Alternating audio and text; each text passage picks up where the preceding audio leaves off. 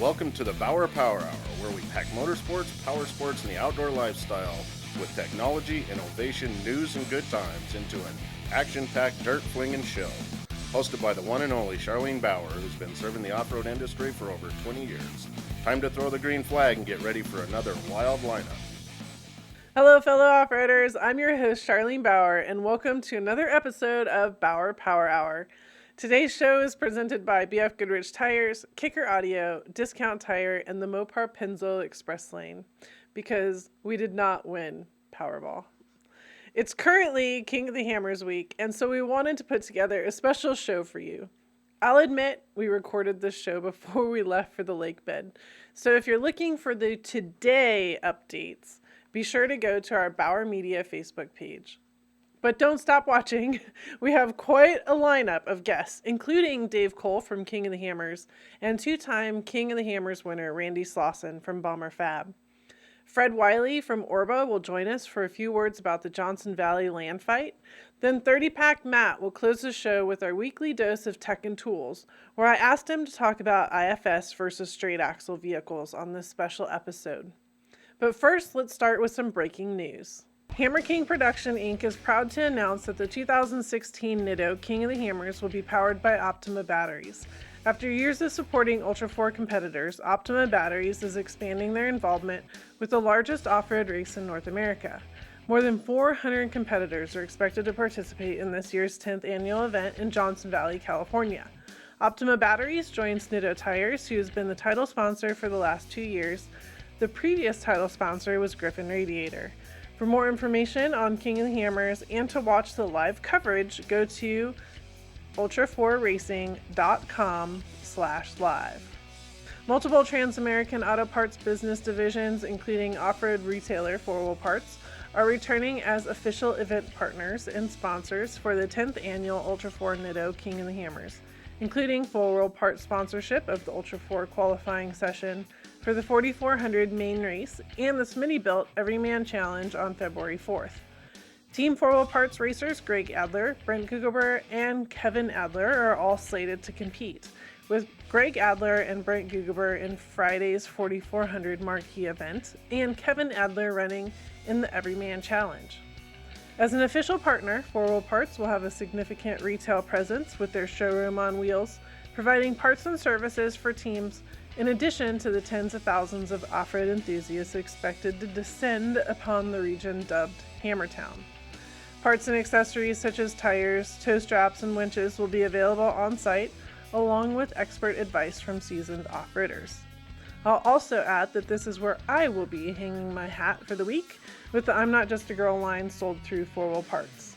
More on 4 Wheel Parts racing, go to 4wheelparts.com, or hey, come out and join us by the Jumbotron. Warren Industries is proud to announce their 2016 King of the Hammers contingency program for competitors in the Ultra 4 King of the Hammers races. A total of $2,450 will be offered to drivers in Friday's Nitto King of the Hammers race, Thursday's Smitty-built Everyman Challenge race, and Wednesday's Polaris Razor King of the Hammer UTV race. Warren Industries, the official winch of Ultra 4, will have their consumer display and race support trailer located immediately to the right of the main meeting tent entrance. Among the many Warren items on display will be the new Xeon Platinum winch. Warren representatives will be available to answer questions while supporting racers and enthusiasts. And Warren products will be available through authorized dealers on the lake bed. Also at the booth will be Jesse Combs on Wednesday, February 3rd to sign autographs from 12 to 2. Warren Industries is supporting many racers on the lake bed, including two-time King of the Hammers winner Shannon Campbell and TV personality Jesse Combs. Here's an interesting fact. In 2015, 14 of the 17 2015 King of the Hammer finishers had a Warren winch, leading their helm to the checkered flag. For more information on the contingency and Warren products, go to warren.com. This is some very exciting news for me outside of King of the Hammers. Barbara Rainey has joined the Off-Road Motorsports Hall of Fame as Executive Administrator. Barbara reports to the Ormhoff Board of Directors and is responsible for the day-to-day operation of the organization. She has more than 4 decades of motorsports and special events management experience, including drag racing, drag boat racing, motocross, supercross, Mickey Thompson stadium trucks, We Rock, Ultra 4 racing, and Rally Venture. Barbara has volunteered with Ormhoff for the past 2 years, and off-roading is a family affair for the Rainies, no doubt. Barbara's husband, David, and son, Tom, are regular fixtures at rock crawling and rock racing events in California and Nevada, often doing recovery in their trusty 1970s CJ6. Barbara brought We Rock to Reno with the popular Reno Rocks event, building a man-made rock crawling course in the parking lot of a downtown casino. A recreational wheeler at heart, Barbara's favorite place to be is out exploring the mountains and deserts of the West. The Off-Road Motorsports Hall of Fame was established in 1978 to recognize and honor those individuals and organizations whose lifelong contributions to off-road motorsports have set a standard for others to follow. The Off-Road Motorsports Hall of Fame is a 501c3 nonprofit organization, and please reach out for more information about my friend Barbara Rainey and the Off-Road Motorsports Hall of Fame. Go to Ormhoff, which is ORMHOF.org. All of this news and more is available at offroadnewswire.com. If you have off-road news, please feel free to submit it to winning@bowermedia.com. Do you want to know what cool events are happening this weekend? Well, check out the new 2016 Bauer Media calendar that is packed with events to attend across the country at bowermediacalendar.com.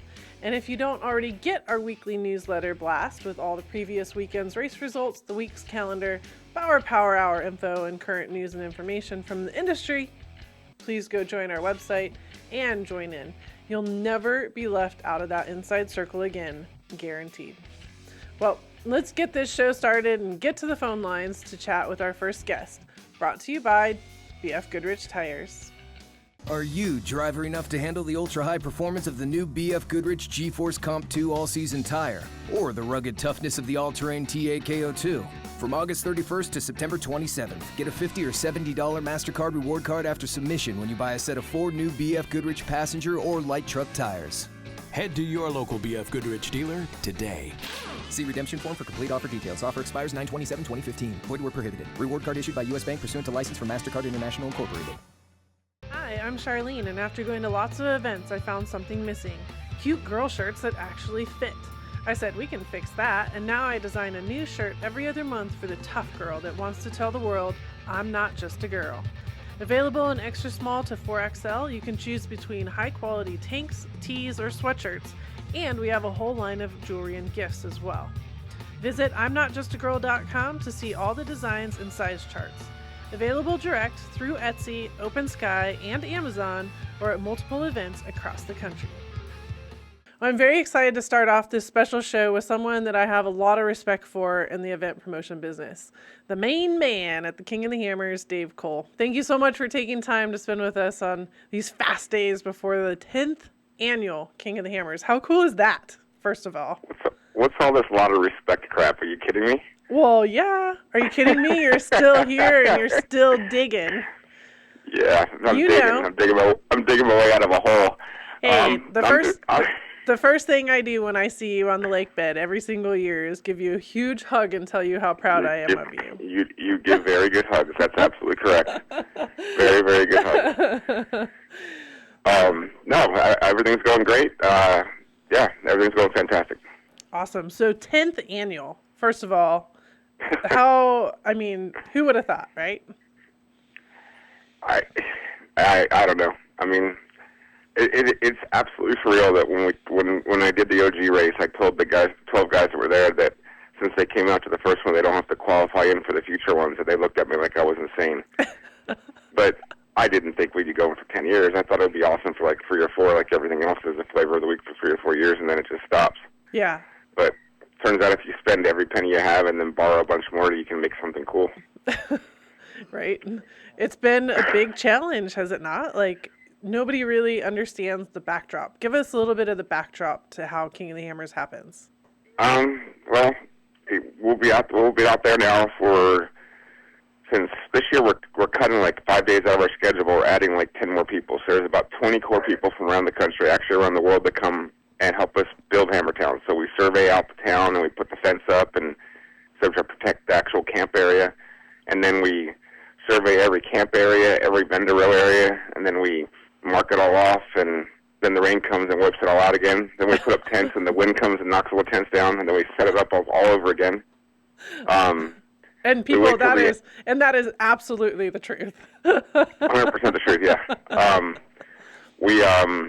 We go out and mark the course, and then the wind comes, and we have to go down and unmark the course, remark the course again. So we tend to do things twice because, just the way it should be. But in the end, we got a good marked course and a really cool town. And I like having one of my things is leaving the generator lights on at night, so when people roll in around the country, they can find Hammertown. They feel like like that Tom Burdette. We'll do lights on for you. Yeah. Same thing. If you've driven from all over the country to get to Kincon Hammers, you deserve to see lights on when you get there. So that's what we do, and I don't know, it's fun. I like seeing guys that you don't see all year long. I mean, we're lucky to have a lot of people race our series during the year, but there's 150 that race the series. There's 450 that'll show up for the race, and that's not their whole crew and their family. And seeing your dad and your mom kind of roll up in their awesome motorhome and making soup for everybody, and it's just you just see the families and you see all your friends that you don't see necessarily the rest of the year, and it's just a lot of fun. Yeah. So you have 390 pre-registered entries from 37 states and 7 countries. So we picked up 20 since we said 390. So we're already up to 410, and I expect before the race starts we'll be about 440, 450, which will make us the largest off-road race in the world again. Awesome. So we're right there with Dakar as far as total number of entries. Obviously, their race is a lot bigger in distance. It's a crazy, crazy race. Yeah. Yes, it is a crazy race. But I think at the same time, your race, the King of the Hammer race, is an absolute crazy race as well because of what we've always talked about, the mix between the desert and the rocks. So how do you design and work with the course? I know it was originally this, and then it went to that, and you kind of got to keep mixing it up for the guys, right? So how do you keep doing that?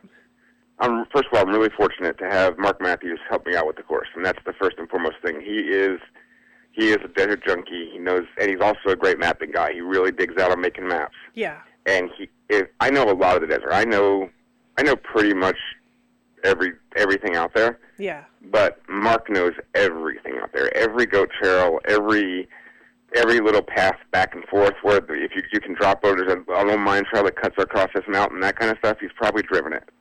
And then when he hasn't driven, he scours through satellite images and he can see the trails, just on Google Map type stuff. Right. So Mark lays out. I lay out to Mark, kind of like, here's what I'd like to see. Let's go up sledge this year. Here's a couple things that we can do. And then Mark pieces all the Jenga pieces together and comes up with a first pass. And usually that first pass ends up being the pass. Yeah. But we'll push it back and forth on each other and say, what if we did this? What if we did that? This year we made a decision kind of relatively last moment, about a month before the race started. We decided to cut out the desert loop, just like 7 miles of desert. But by doing that, we freed up pit 1 for the teams for 8 hours of usefulness. So instead of having to sit there till 10 o'clock at night, it can be done at 1 o'clock in the afternoon. Oh, cool. And that just makes people's life easier. It took out literally 10 miles of the racer's day. Yeah. But it saved an entire team 8 hours. It let us close down a pit. It let us close down an entire half of the desert as far as to competitive use. It let us basically free that up for public use. It let us stop worrying about managing it. And all that stuff goes away by noon as opposed to 10 o'clock at night. So it just operationally, you start thinking about those kind of things now after years of doing this. You start thinking about the guy that's been sitting over at, Anderson Dry Lake Bed, for 16 hours by himself. It's a kind of lonely deal. So, yeah, that kind of stuff. Yeah, and you have a lot of responsibility on your shoulders in some ways with that. You take it personally. I know personally you do take it personally. And you want people to have a good time, and you do think through those types of situations. I try to. We don't necessarily always get it right, but yeah, you're right. I tend, everything's kind of personal to me. Yeah. And I guess I don't think you could do this, and you know that, Charlene. You've run a business and you've done everything. Everything's personal. Yep. Because it's not like you're reporting to a boss at the end of the day. You're reporting to yourself, and you're reporting to the people that are choosing to pay for your service. And me, that's vendors and drivers, a little bit spectators, but for the most part, the drivers and the sponsors are my customers. And if they're happy, then they'll keep paying and they'll keep racing, and we'll keep going forward. And if I start screwing them up and making their life miserable, then I'm sure they'll find there's people lined up that'll want to do this job. They just got to be given an opportunity. I just got to keep trying to be relevant and not give them that opportunity. Yeah. So the BLM and the land management has been a challenge over the last couple of years for you. How have you managed that and continued to be successful with King of the Hammers? I wouldn't say it's been a challenge. There's been a couple things that have been issues, but the reality of it is I look at it this way, and I try to when people say, "Oh, I would never race on BLM land," okay, go find me a private property owner that has 200,000 acres, and is willing to let you have it for a month, and do it for $100,000. Yeah. Because and it has to have world-class rock trails and existing desert race loops. Fair. So you go ahead and find that land for me, and I'll go race there tomorrow. And no problem doing that. But the reality is there's no place like it out there. I mean, when we made that statements about trying to keep JV open, that there was no place like JV, it's because there really isn't a place like Johnson Valley. Yeah. And, you can even go to Barstow. It's literally 20 minutes away from Johnson Valley, and there's not a rock there that's worth racing on. It's 20 minutes away. It's not like, even the Southwest, even the Mojave Desert, still with places like this. Up in Ridgecrest, it's got some world-class rocks. They're almost too hard to race on, and the desert loops are so jagged that you would literally just destroy cars just driving through the desert speed. So to find a really great place to race that's our biggest challenge. Sure.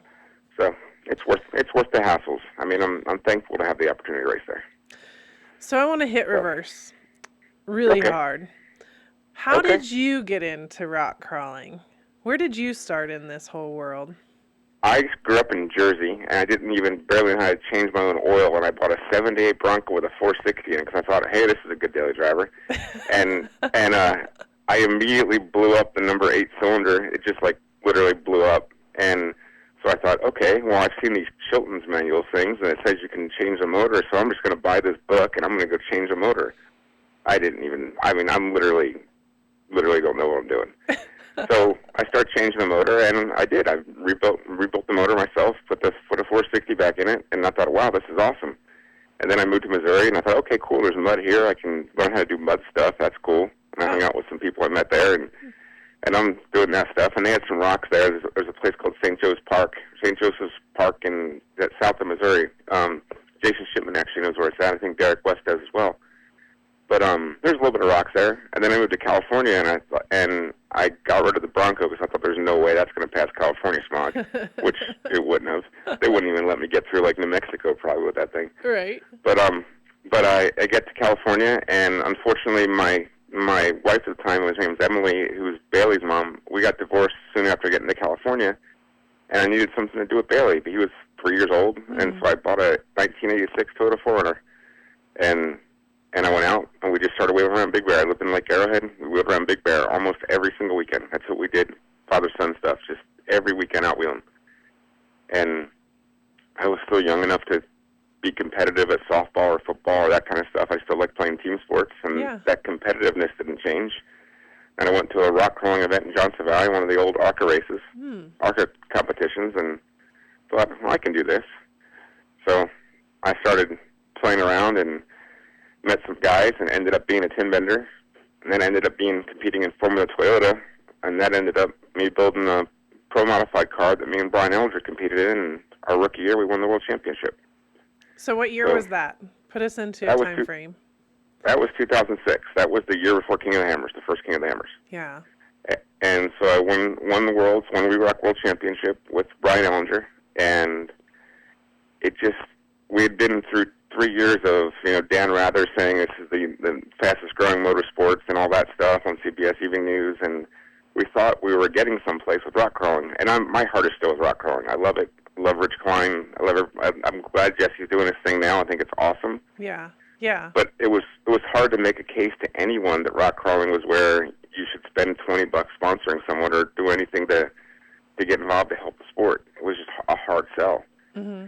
So, I just thought might be something different, might be something better, and then there's the whole chapter 2 of Jeff and I getting together and making the first King of the Hammer. So from there, it just snowballed.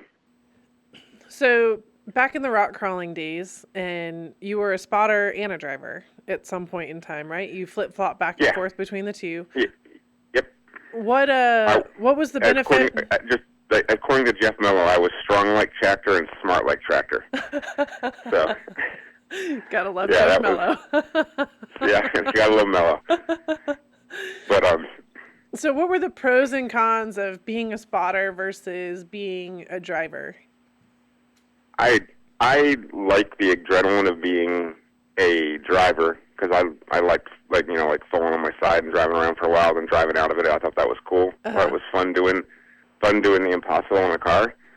But I truly believe that that's not true. The best of the best, Brad Lovell, Dean Bullock, Shannon Campbell, those guys, Derek West, Jesse, those guys were just amazing drivers, way better than I could ever been. And so they could do things in cars I couldn't do. But to be in the top 10, you just had to have a good spotter. Yeah. If you had a good spotter and you just did what he told you to do, then you could do cool things because the spotter could see the whole car, and a really good spotter could understand what's physically going to happen to the car before it happens. And so yes. I dug out on that. I dug the physics of being a spotter and knowing, okay, if we pick off this rock, the car's going to fall here, or rear burn here is timely, or let the car slough off this rock. I dug out on predicting that would happen, making it happen, and letting the driver follow through on it. I thought that was awesome. Loved it. Absolutely loved that part of the sport. Awesome.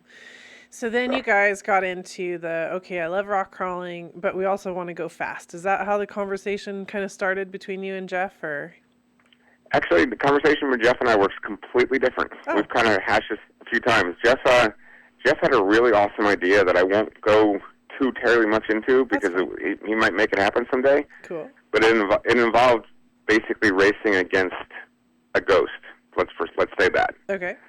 It involved GPSs and stuff, and it was just a tremendous idea. And he asked me to get involved because he knew I did computer work back then when I was actually still making money.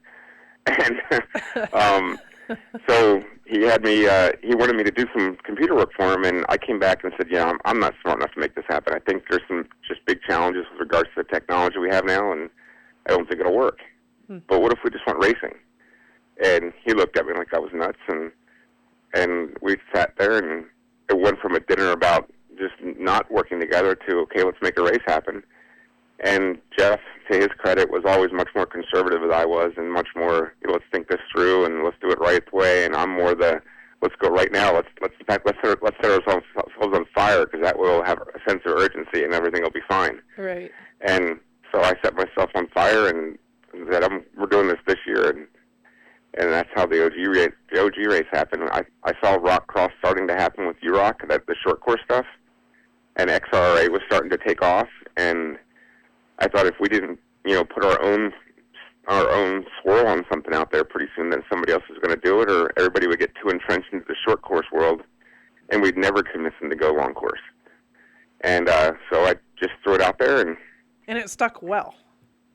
That goes back to credit with Jeff, though, too, because I never would have had the business acumen to get the first couple years under our belt. Mm-hmm. I mean, it was a good marriage because we had his business acumen, me taking stupid risks. Mm-hmm. Getting the money for the first race, the first real race was just a stupid risk. But we didn't have money, so we had to take risks. Right. And we took risks, and we got it done, and then unfortunately that partnership ended, but it was probably best for both. He's gone and done some great things with Lincoln and done some cool things. He's got relocated his family, and I got to keep taking risks. So yeah. Here we are. So what is the favorite risk that you've taken that has paid off? I mean, you have so many wins on your side that have, really come to fruition at this point. Is there some decision that you made along the way that you said, "Oh my God, I'm flipping a coin and I'm not sure how this is going to work out," and now you look back on it and say, "Thank goodness I did that, or else it really would have changed everything"? I don't know if there's been one decision that changed the universe for us. I mean, trusting my instincts that I could pull this off when Jeff, because originally Jeff was going to be the one to take over. And I just stuck with it and said, I am going to stay. And so that was, I mean, I left a fairly good job, and I was well into six figures and making good money, and I took a job where I had to pay six figures to be able to do it, and wasn't going to make anything. So, but that was a pretty big risk, but it's been a life reward. As far as just King of the Hammers, the tried and true one that people kind of know about is the first race. We had no money, and Jeff was staunch about, we're going to have to manage our budget. We're not going to put any money into this thing. If we can't make it run, we don't make it run. Right. And so we didn't have money for our insurance. We didn't have money for our permit. We needed $30,000. That was our nut back then to turn the race, turn the lights on. So we started talking about this race, and then people started calling saying they wanted to race, and we told everybody there was no spots left. There was no spots, nothing left at all, which is dumb when you tell everybody that you need, that they can't come because you don't have any spots for them, when you don't actually have anybody registered to race. So I kept writing about these, and I'm talking to Shannon Campbell and Brad Lovell and Dean Bullock and tell them, sorry, man, I got nothing for you. And they're like, come on, what are you talking about? I'm sorry, Shannon, I got nothing for you. But, give me your number, I'll write it down, and if I get a spot open, then I'll call you back, and I'll get you the last spot, I promise. And once I got to 50 people, I called them all in 2 hours and told them if they sent me $600 the next day, then they could race. We had $30,000 by the end of the week, and we had a race. Wow. So, but that was a dumb risk because, when you tell everyone you have no spots left, you still don't have a race. So, but it worked out. Yeah, so. It definitely worked out. Well, you have amazing live coverage. You have a movie that's been out. You're on the TVs. You have a whole series worth of racing. It's not just King of the Hammers. Is there something that has been your baby that you kind of took from the infancy up into something that you look at it also and say, wow, high five, we made it? No. I mean, everything you just talked about is everything we've done. We've done. I dig the qualifying. I dig the fact that we're in Europe. I've got this complete bug up my butt right now about making King of the Hammers 100% green, 100% carbon free. And when I say carbon free, I don't mean we're to stop racing fire breathing LS motors. I'm talking that we're going to go get carbon credits and be able to tell the world that you can off-road race and still be good stewards of the land. And that when someone comes to me 10 years from now, which I think is really likely, and say, you can't race fossil fuel burning cars on public land because it goes against our global initiative, right? Yeah. If I can say, well, for the last 8 years we've been carbon offset, we've been carbon neutral, then it kind of deflates their argument. Agreed. So I want to protect our sport. I want to offer $1 million or $500,000 to the first person that can finish King of the Hammers in an electric car. I want to help I want to foster that kind of development because that's going to happen anyway. If you don't think they're building an electric Jeep right now, you're out of your mind. If you don't think there's electric UTV out there, you're out of your mind. They're absolutely in development. It's absolutely going to come down the pike. Yeah. So let's force them to come to market with really awesome stuff as opposed to really lame stuff. Yeah. Let's make them come with really badass performance products as opposed to, a Prius. Let's make them make something cool. Yeah. And let's show it off when they do it. Let's celebrate it when they do it. I like so it. That's what I want to do now. That's my next thing. Next big thing. You always have the vision. I love it. Always. So. Well, I'm going to get personal for a second. Most everybody knows that you went head to head with cancer this year. And I know a lot of people are wondering how you're doing and how it went and maybe have not heard the word. So if you can just give us your your final update. So exciting. I'm 100% cancer free, and I lost 100 pounds doing it. So, awesomeness. Yay and yay, right? I got to take a nap for 8 months, get really high, lose a bunch of weight, wake up, and you're cancer free. So I'm on the upside of dirt, so that's good, and we can. Yeah, no, it's good. I'm fine.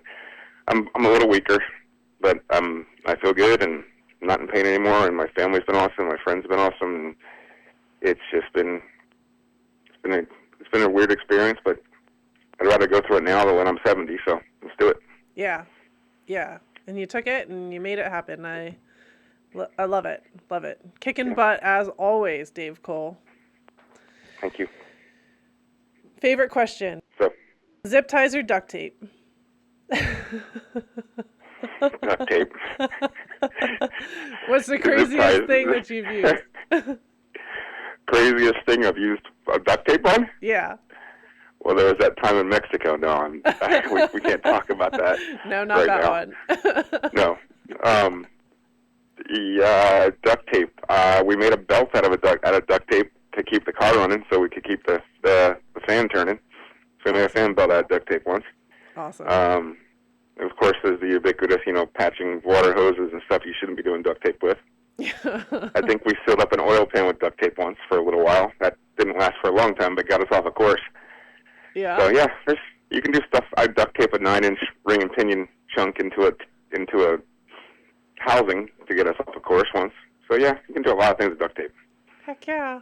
That's awesome.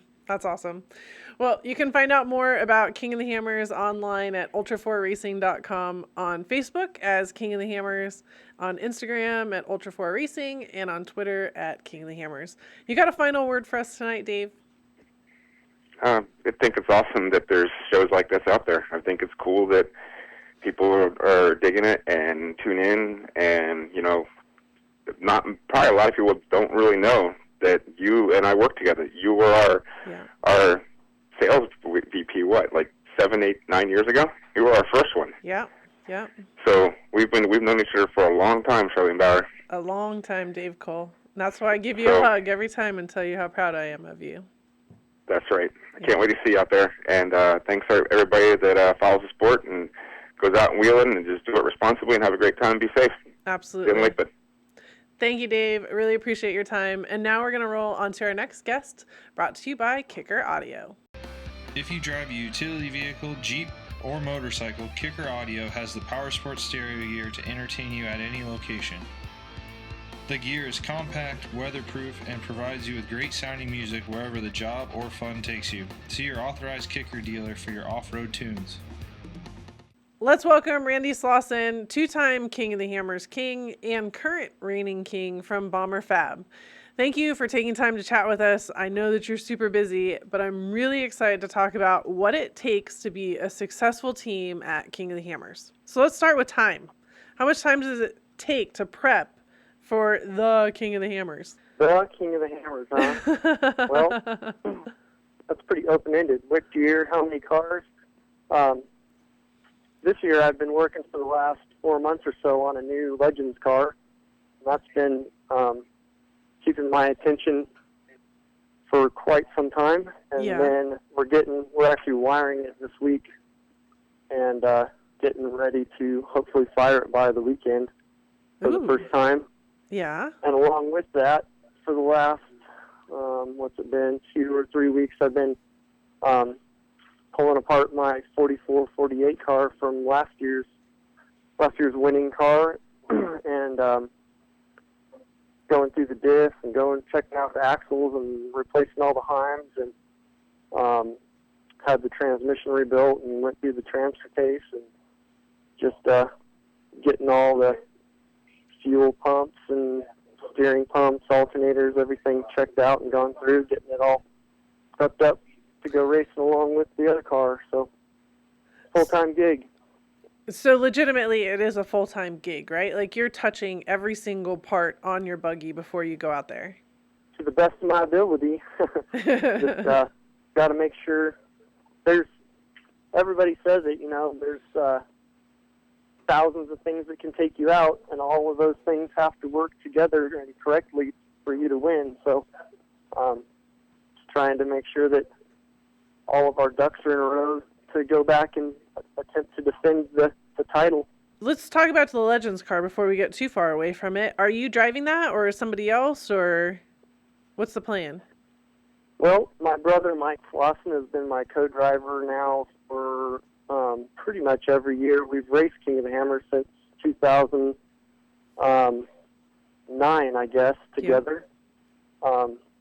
So this year, so that we don't both beat ourselves completely senseless the day before the important race, we decided to split it up, divide and conquer. He's going to drive the first lap, and I'll drive the second lap. And cool. Pick out some co-drivers to handle co-driver duty. So each of us will have seen one of the laps, so we'll have a little better idea what it's all about for the next day. Cool. Well, that'll be fun. Yep. Yeah. All right. So 2009, King of the Hammers, at it for quite a long time. You have 2 wins under your belts. How do you describe King of the Hammers when you're talking to somebody that may have never heard of it before? Well, it's the Baja 1000 of rock crawling.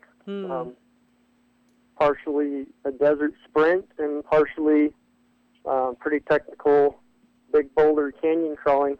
So tell us about your first win. How did it happen? What was the successes? Well, in 2012, Jake Hallenbeck came to me and told me he wanted to buy my car. And it was, I think it was October.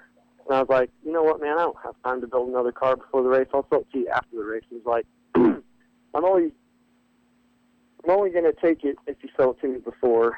And I pretty much told him that I wasn't going to sell it, and he really hounded me and finally talked me out of it. So me and my employee that I had at the time, Kyle, started Thanksgiving time bending tubes, and we had the thing on the dyno by the middle of January, and then we're shock tuning a day or two later, and it was a real Hail Mary. We spent crazy amounts of hours, 7 days a week, 14-hour days, and got it all together. And then I knew it was a good car, and obviously you always go out there hoping you can win, but we just had a really good day of racing. I think we had one flat tire, and at one point during the day, I think the rear sway bar portion broke into, and we came into the pits, and the guys just pulled the arms off and pulled the bar out, so we made sure it didn't get tangled up in the suspension, and ran the rest of the race without it. And we just never had any real issues. I think, if I remember correctly, my brother and I didn't even unbuckle our seatbelts for 9 hours or whatever, from staging to the finish of the win. So it's one of those days. Yeah, so from an 8 to 9 week build, essentially, is what it sounds like, to the podium at King of the Hammers, right? Yep. Excellent. Wow. And then what's the story behind your second win? Well, I'm going to back up just a tiny bit on that one. Sure. I sold the 13 winning car, and we built the 2014 car in about the same amount of time as we did the 13 car. We started November and cranked it out and went out to King of the Hammer 2014, hoping to back up our previous win. And our day did not go like 13. We had problem after problem after problem. We routed a power steering hose wrong that rubbed through an injector wire and had us run on 7 cylinders. We had a bad throttle cable melt on us and wasn't working properly. We added a VW. The Death Junkie guys put a VW exhaust spring on it for a return spring to make it work. And my 4 smashed up right foot just about died pushing on that thing all day.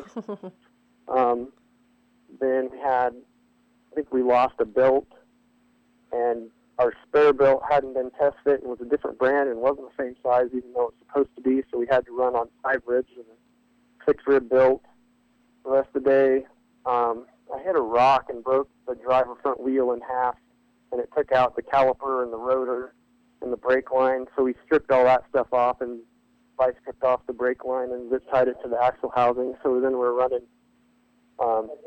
7 cylinders, 3 brakes, and I don't remember what all. Ended up still all kinds of chaos. 25 or so miles from the end of the race, we caught Lauren, who eventually won on Wrecking Ball. Mm-hmm. And we'd started behind him, so at that point we were in the physical lead, not too far from the end of the race. We're like, man, this is ridiculous. We're still in it after all these problems we've had, and I missed a few of them, flat tires and this and that. Right after we caught Lauren, it popped a fuse on the ignition because of that wire on the injector that had been chafed. So we jumped out of the car and took the hood off and found the fuse that we'd popped and fixed that, and then realized that what had happened was the steel braid of the power steering hose had, the rubber on that hose had chafed against that injector long enough that now the steel braid was arcing on the injector wire. Oh, geez. Didn't think that much about it. Zip tied the hose back and went about our way. Uh-huh.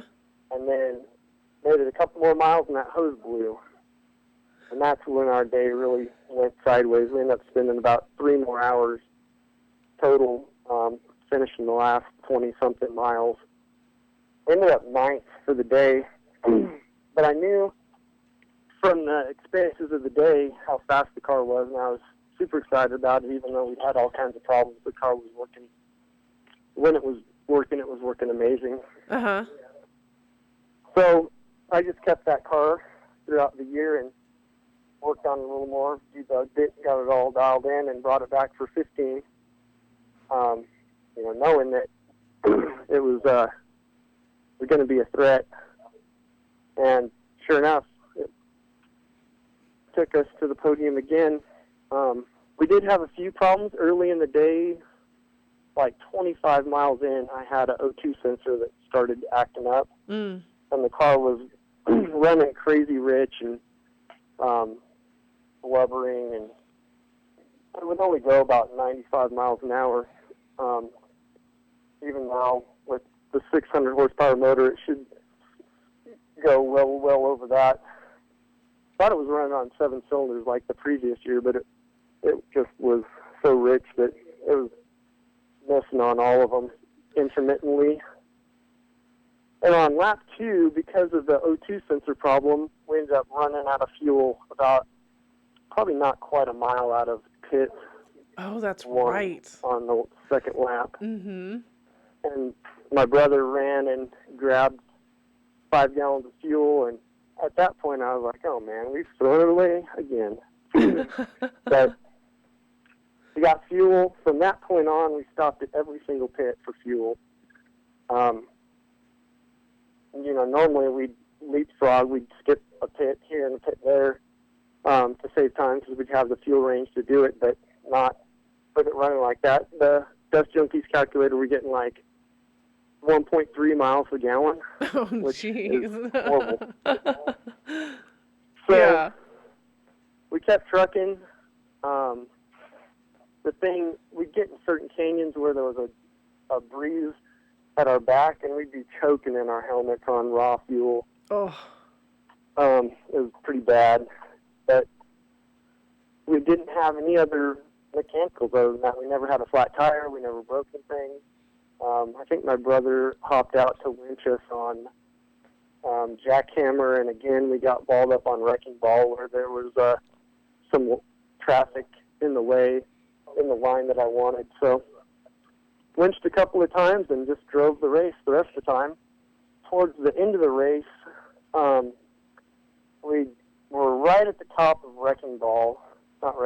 Outer Limits, and ran into Greg Adler, and he was running in first place at the time. Mm-hmm. And when we caught him, they were out of the car, and they were winching, and the car was broken.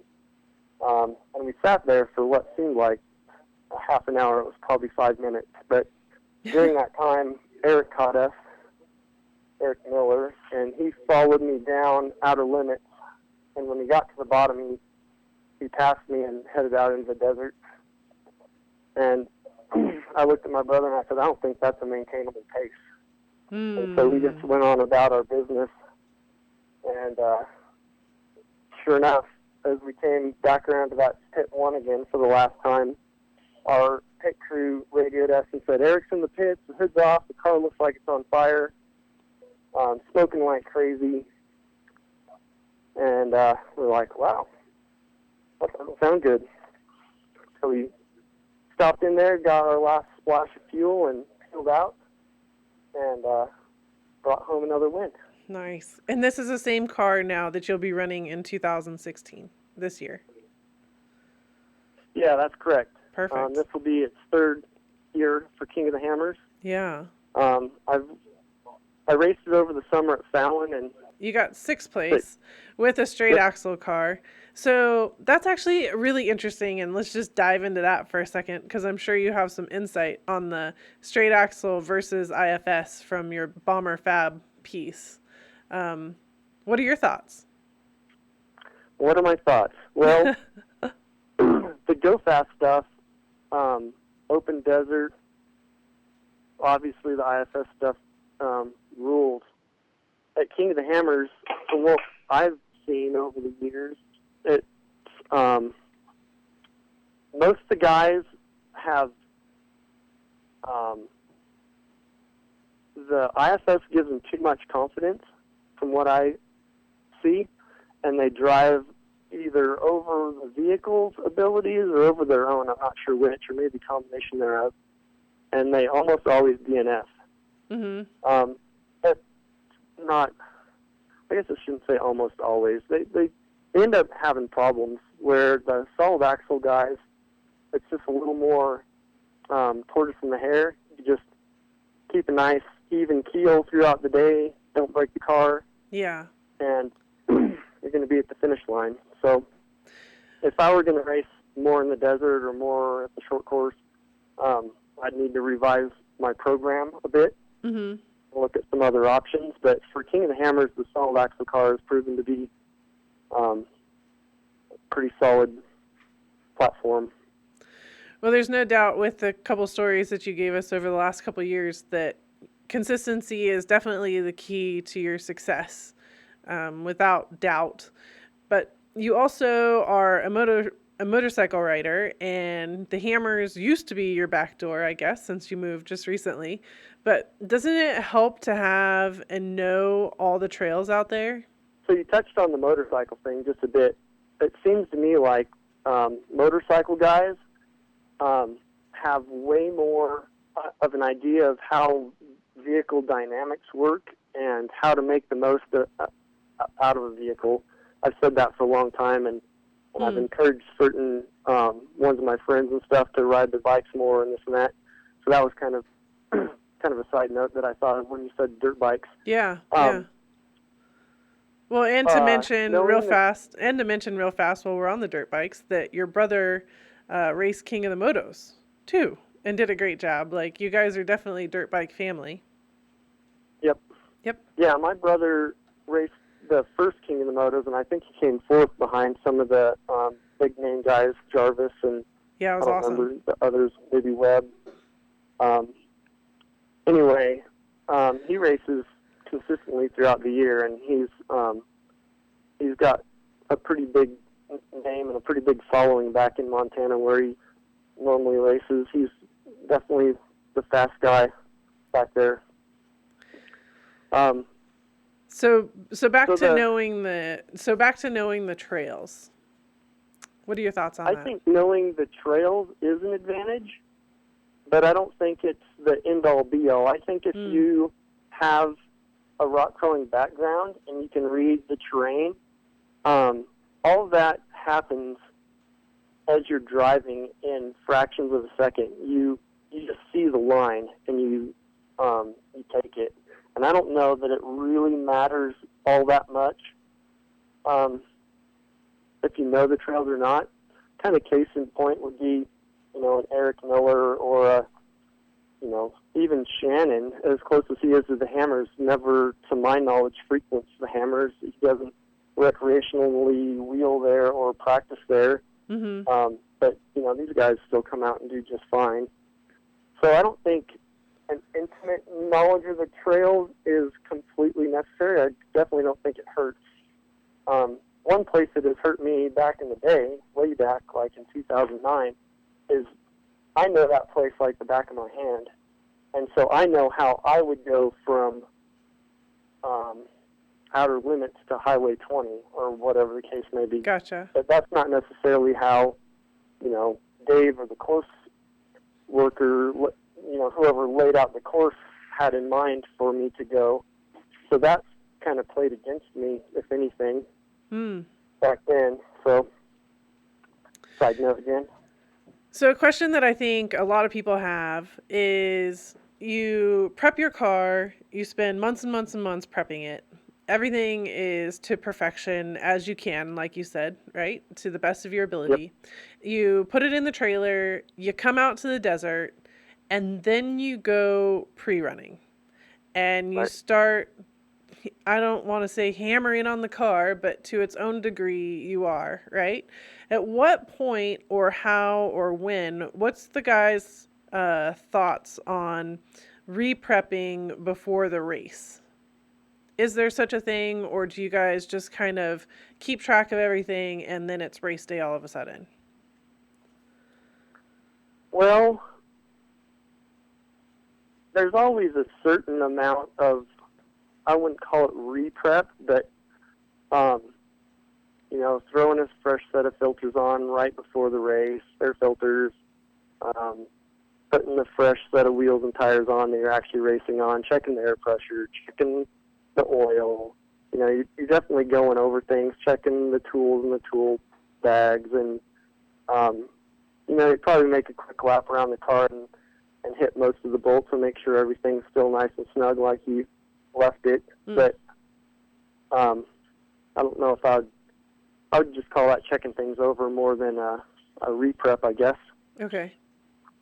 And that's pretty consistent, right? Like if you're pre-running with your race car, you're just kind of going over, check over. And then there's other guys that are coming out with completely different cars to pre-run, and they leave their race car sitting. Do you think there's a pro or con to that? Well, the pro to pre-running in your race car is any amount of seat time you get in the car makes you better equipped on race day. I can't emphasize that enough. There's a lot of guys who let their cars sit for months on end, prep them, and come out and race.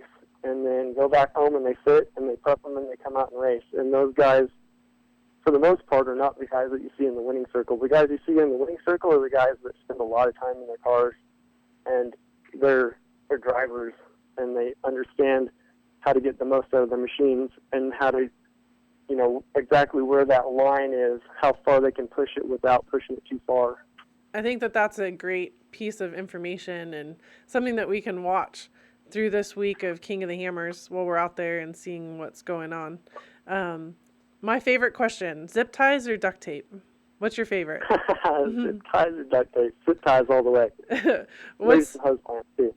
What's the most important thing you've held on with zip ties or a hose clamp? The most important thing I've held on with zip ties or a hose clamp. So my favorite story was back in 2011. Bomber 2, just got it out there, brand new car, minimal test and tune, running out front, like way out front, probably 20-minute lead or something silly. We sat and waited when the car broke for the next guy to come along. I built an aluminum thermostat housing on my LS1, and the thing was just silicone to the water pump. And the weight of the tubing that was going plumb to it off the chassis fatigued the silicone and the flange on the thermostat housing, Mm-hmm. it bent because it was, welded. It wasn't very hard. It was real soft aluminum. And it cracked the silicone and ran it out of coolant. And when we figured out what had happened, where it was leaking and why, Greg Adler came along, and he needed my spare, and he had a sheetrock knife in his tool bag, and he had some spare water. And he gave me his knife, and he gave me his water, and I cut the leather seatbelt patch out of the back of the buckle, and I made a thermostat housing gasket out of it and bolted that thing on there. And it sealed perfectly for the rest of the day. When we came into the pits later, the next pit after we'd had the problem, I said, take a look at it, maybe snug the bolts, but if it's not leaking, just leave it there. And they said, it looks great. And Wow. we carried on to an eventual fourth-place finish after several other time-consuming problems, fuel pump failures and vapor lock issues and whatnot. But that was my favorite MacGyver trail pit. Love it. Love it. Well, you can find out more about Bomber Fabrication online at bomberfab.com, on Facebook and Instagram at Bomber Fabrication, and on Twitter at BomberFab. You got a final word for us tonight, Randy? Enjoy your time at King of the Hammers and stop by and say hi if you can. Yeah, always a fun pit to stop by. There's always something going on. And best of luck to you on Friday and Thursday, I guess. That's awesome. Thanks for joining us tonight, Randy. And now we'll join Fred Wiley from the Off-Road Business Association for a few words about our land fight, brought to you by Discount Tire. When you're driving down the road, the last thing you want to think about is tires.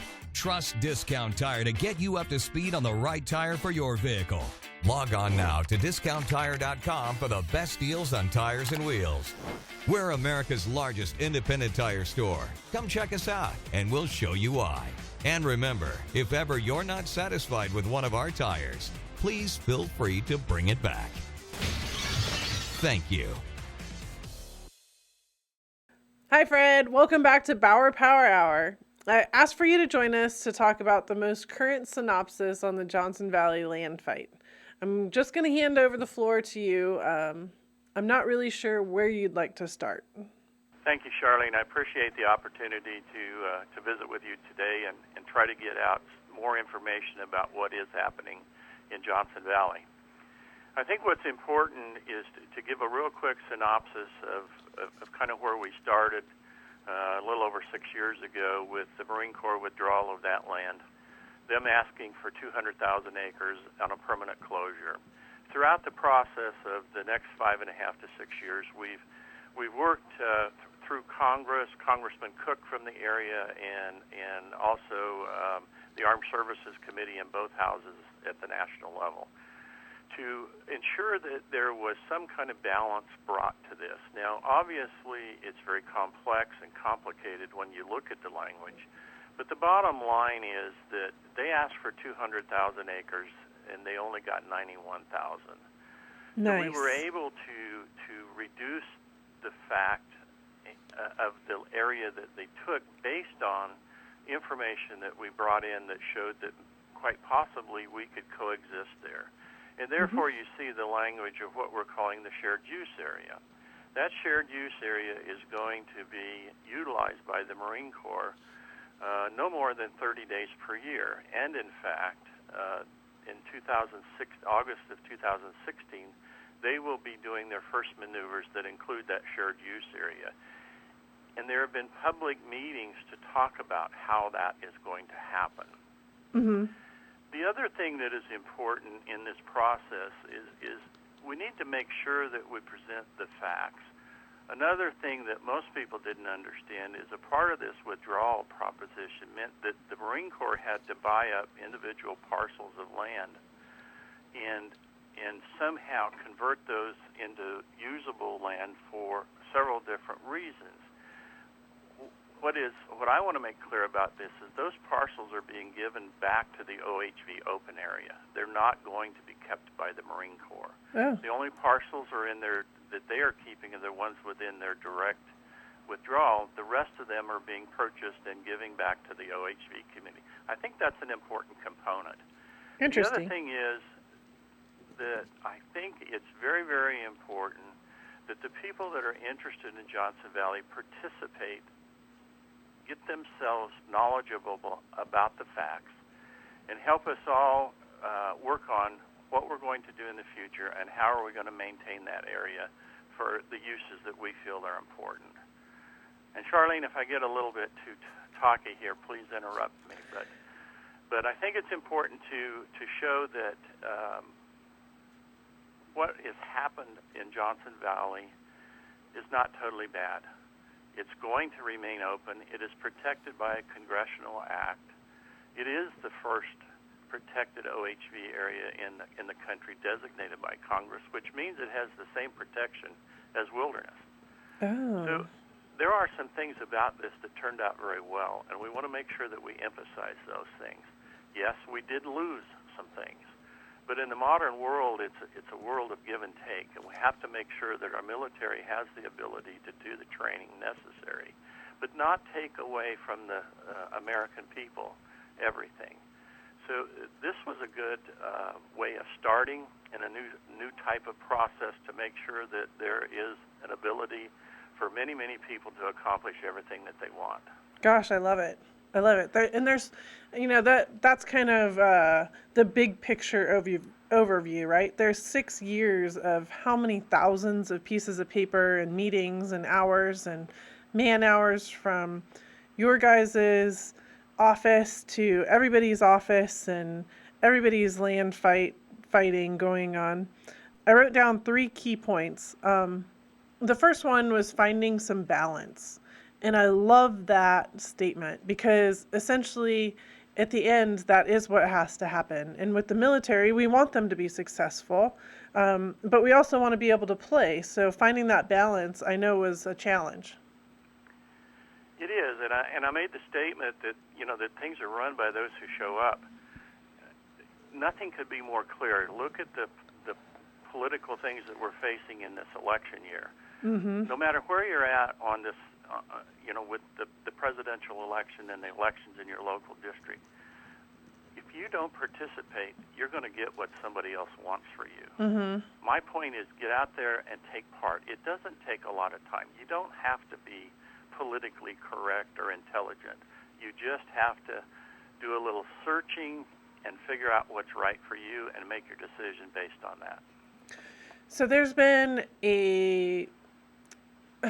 I don't know if I want to say controversy, but there's been some people out there, right, that may not have all the knowledge, have all the information, and may not be politically correct, that say, okay, September 2016, the military is going to come in and use this shared use area, and once they come in, they're not going to leave. They're not going to leave it. They're not going to, let us have our land back. It's like we let them in and then they won't go away. What's your opinion on that? Or what's the real word there? To be really factual about it, it's written into the the law, into the NDAA ruling on this process. They don't get to keep that land. They can't keep it. The only way for them to do that is to go back to Congress and go through another 5-year planning process that's going to meet with a lot of opposition. Congressman Cook is not going to walk away. The leadership is not going to walk away. And, in fact, they can't keep it. They may be able to show for a short period of time that they need to do some extra reconnaissance, but they're going to have to go through a process to do that. Sure. So frankly, making sure that you get the facts from the right people and understanding what's going on is key to this. For all of us to sit around the campfire or wherever we want to have these conversations and come up with the concepts that the government is just taking away is not necessarily always the way it's happening. Again, knowing what you care about, understanding what the process is, asking some questions, and participating is what it's going to take to keep what you want. The other piece that I really loved was that you talked about this is the first protected area that Congress has allowed, an OHV area. Do you feel like this is a real win for the OHV community where now we can take this model and potentially turn it into someplace else? Very much so. We utilized the bill that we worked with Congressman Cook and others on to set a model in place that begin to protect areas. Obviously, we have the Feinstein Wilderness Bill that's out there, and Congressman Cook has presented a component or companion bill from the House side. We'll see where that goes. But the important thing to remember is that we have learned how to protect what we want by using the example of the environmental community and our opposition. Last year we passed a bill in Colorado that had exactly the same language. We're working right now in Utah for Moab. The draft language is out on Canyon Country, and it says exactly the same thing. These things are going to be protected. There's new language in that bill that says anytime you have to remove an area or a road, you have to replace it with something comparable. These are new ways of working that we've never seen before, and I believe that the Johnson Valley bill was the very first example of all of that. Love it, love it. Well, and no fight is ever over either in our minds. So, you know, as we're talking with folks that are at Johnson Valley right now, for one, we want to say, hey, be responsible. That's always at the top of our list, right? But how would we communicate, or what would we say to everybody about where we're at with the fight today and how we can help be successful to stand behind you guys that are in Congress?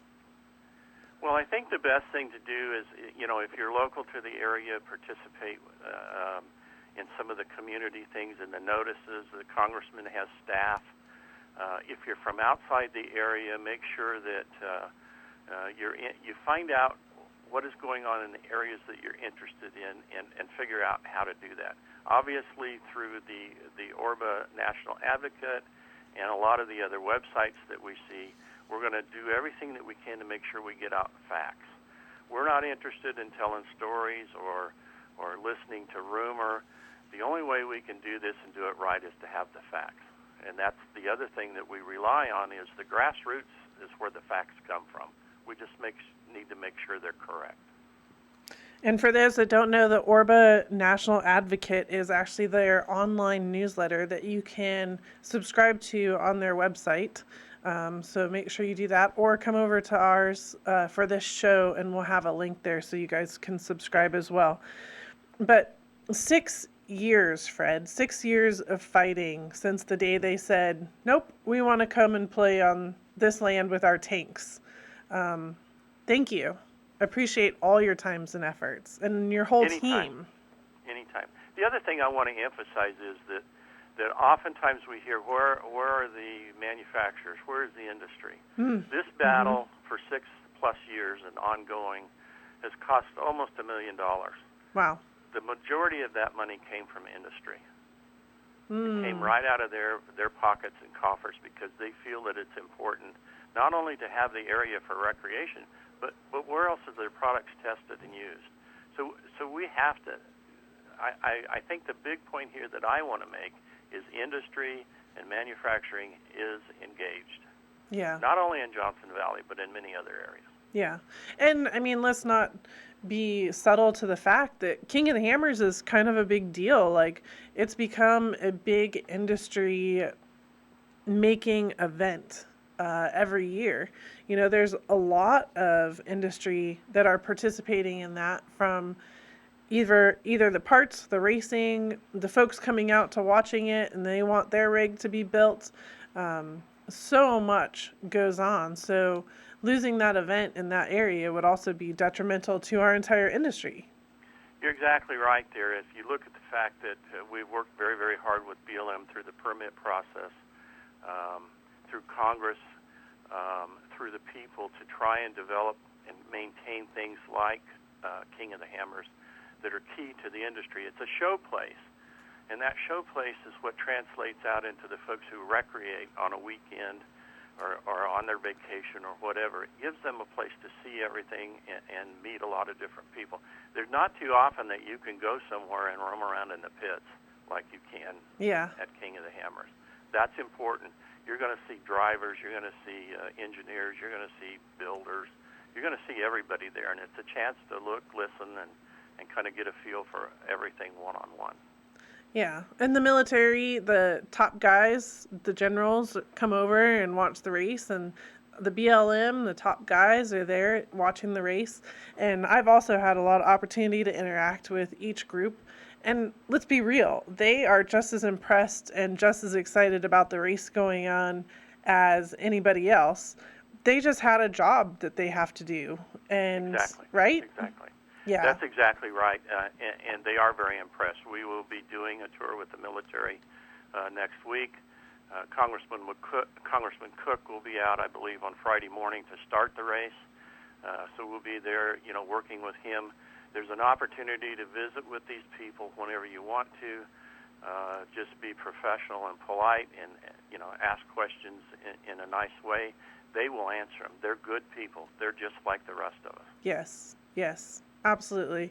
Well, Fred, thank you so much for taking time out of your busy schedule. I do appreciate it, to let everybody know about Johnson Valley. And you brought up the election year, so everybody pay attention to who you're voting for and what their thoughts are on our land, and what the land is used for. And with that, maybe we'll have you back later. I don't know. Elections and politics, that's such a touchy topic. But It's a touchy topic. I'm not going to tell anybody what to do. I just want you to go do something. Exactly. And now I know how much you guys and gals love tech and tools. So let's see what 30-pack Matt has up his sleeve for us today. Brought to you by the Mopar Pennzoil Express Lane.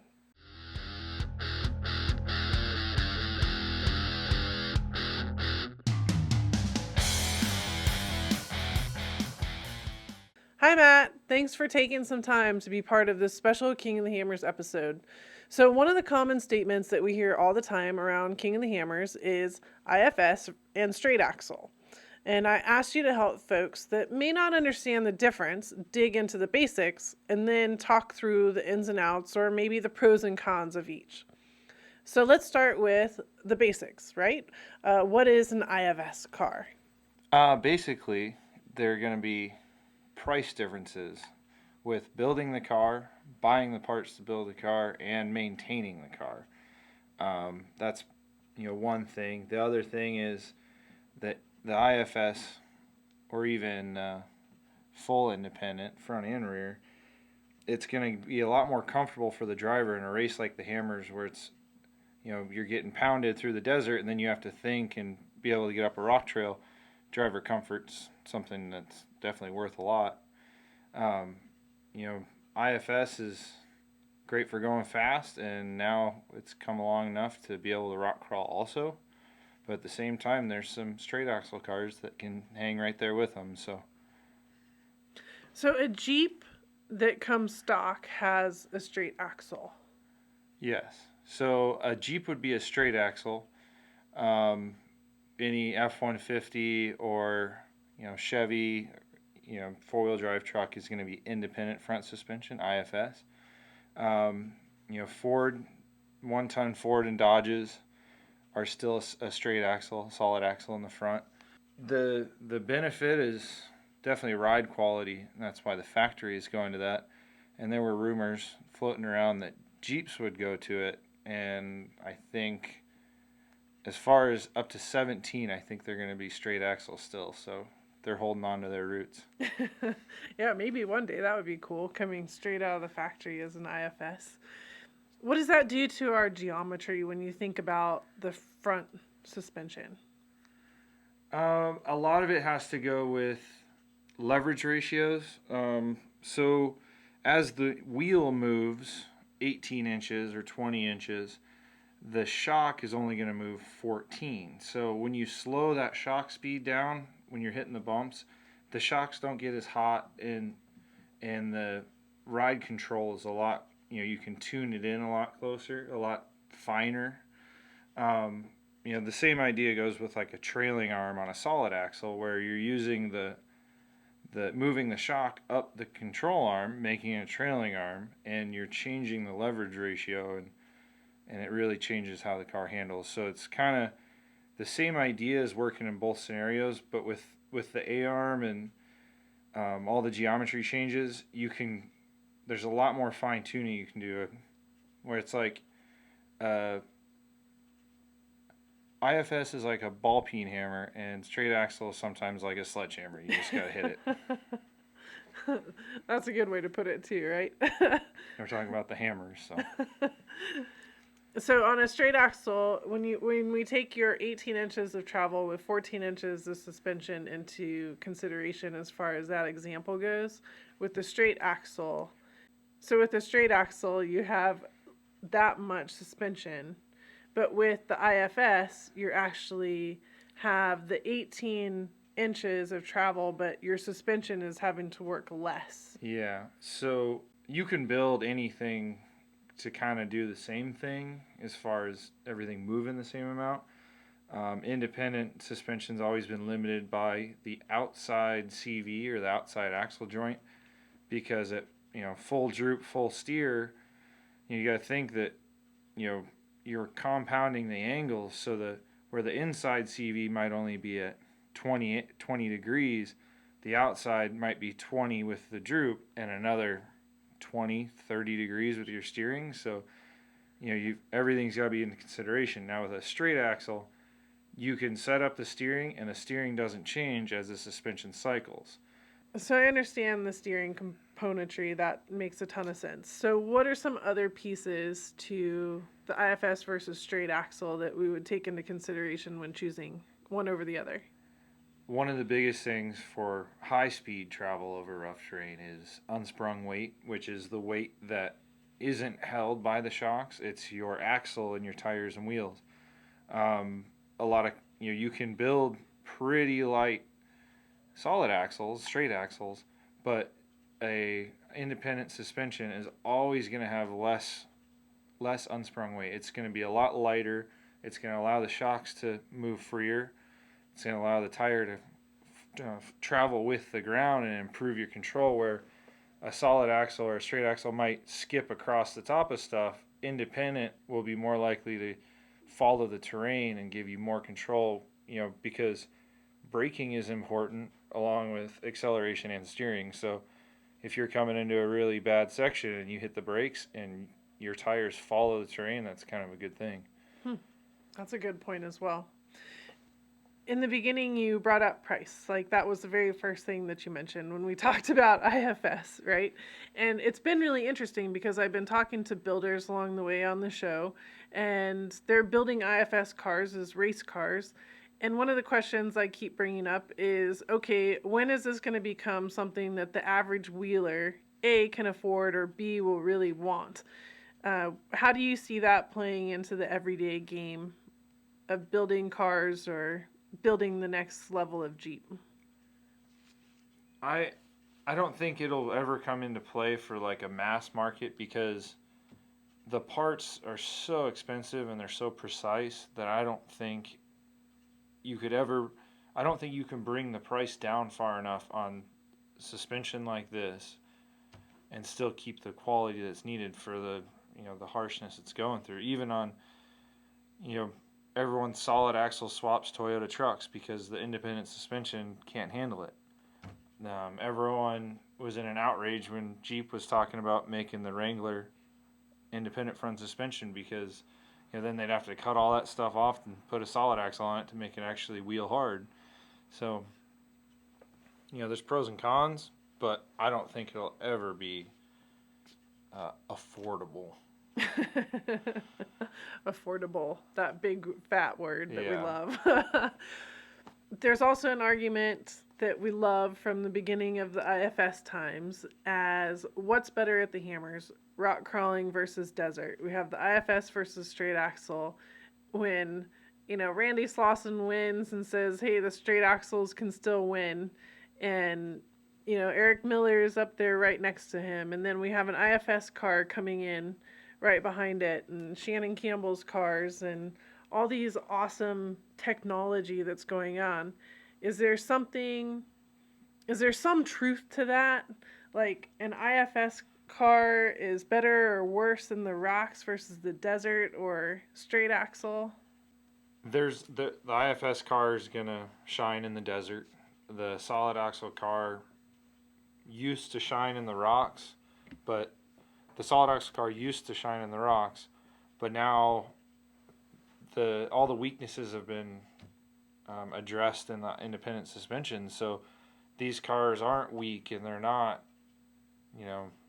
they're not weak. They're strong, and you can rock crawl them now, and they're not falling apart, and they're not doing goofy things. There's been enough research and enough trial and error that all the bugs have gotten worked out. And I think that's why you're seeing they're still really competitive. The solid axle is still really competitive, but the IFS and all that technology is definitely better. And I don't know, it'll be interesting to see what happens this year. Yeah. Again, this year there's been a huge increase in technology yet again. Well, as we go into the 10th year of the King of the Hammers and all the technology that it's brought out, I'm really excited to see how the IFS versus straight axle battle continues, because it is really fun to listen to everybody kind of talk through it. It is, and car setup and car prep is the most important, but I think it all comes down to who has the luckiest day. No doubt there. On this topic too, as far as IFS goes, here soon we'll have my dad on as a guest. He is building an incredible IFS buggy Jeep thing. And yeah, we'll definitely have a whole section on that, because we want to talk about the master of IFS, right? The aluminum Jeep. It's his man hours are crazy on it, but he's been in his garage milling away and making parts, and it's turning out really nice.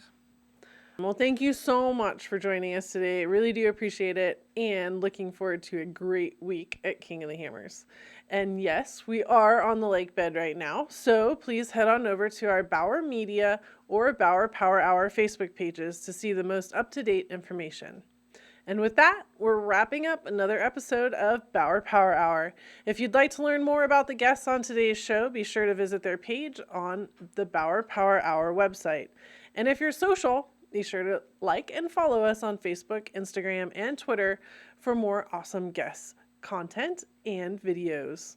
And if you want to be on our show, know somebody who should be, or heck, you just want to chat with us, that's cool. Visit the Bauer Power Hour website and click Let's Chat to send us an email. Well, that's all I got for today. We're going to go head back out into the dirt. Want to learn more about the guests on today's show? Visit www.BauerPowerHour.com for more information, photos, and videos.